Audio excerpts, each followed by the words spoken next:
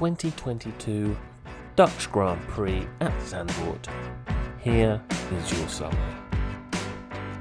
So the usual suspects got away well. We saw Verstappen, the Mercs, the Ferraris all got away fairly well. And then we saw some echoes of last week where Hamilton had a little touchy, this time with a Ferrari, but still with a Spaniard. But everything was okay. Until we got to the first round of pit stops, where Ferrari managed to do a 12-second pit stop on Carlos Sainz, putting his hopes for a podium kind of in the bin. But Charles Leclerc had a good pit stop, and he was still very much in the running. In fact, he was running second, but he was still several seconds down on Supermax after everybody had pitted. Everything was reasonably mundane. It looked like the Mercs were going for a one-stop, and then we had a virtual safety car.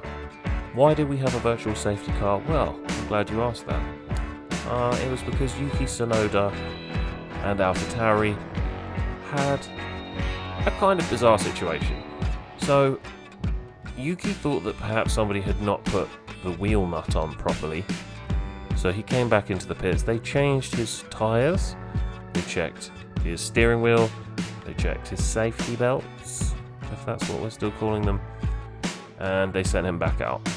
But then halfway through the first lap out, he radioed back in to say something didn't feel right, maybe the diff was gone, and so he pulled off the track, and we knew that we were going to have our next bout of pit stops.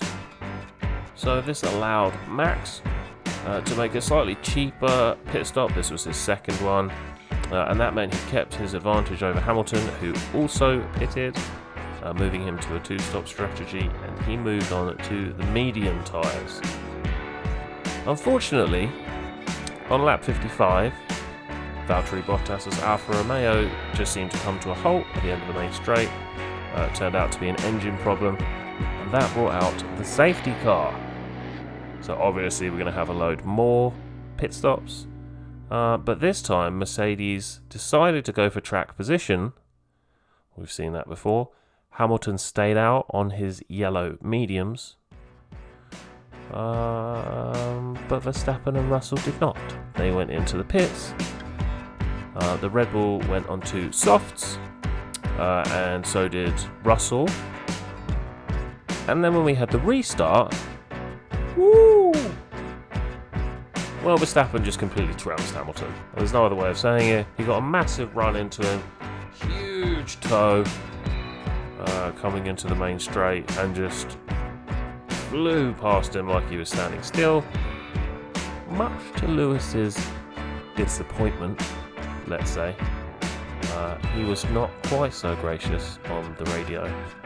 He was screaming and cursing and asking, why God, why? No, he wasn't really. He was very peeved at Mercedes. He was asking them, why have they done this to him? Why is he still on these tyres? How did Max do this? Which I'm sure many drivers in Max's lifetime have asked themselves and will ask themselves in the future. But nonetheless, Max flew past Lewis. Then we had the question of, will Mercedes let them fight?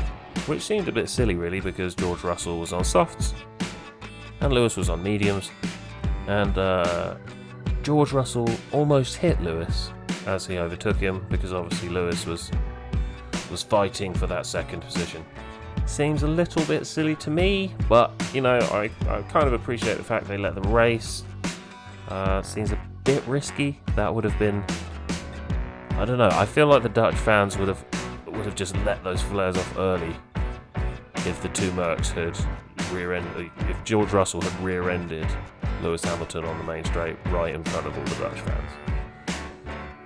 But there we go. Leclerc then overtook Lewis as well, and so at the end of the race we had Supermax in 1, George Russell in 2, Charles Leclerc in 3. And that is your 2022 Dutch Grand Prix.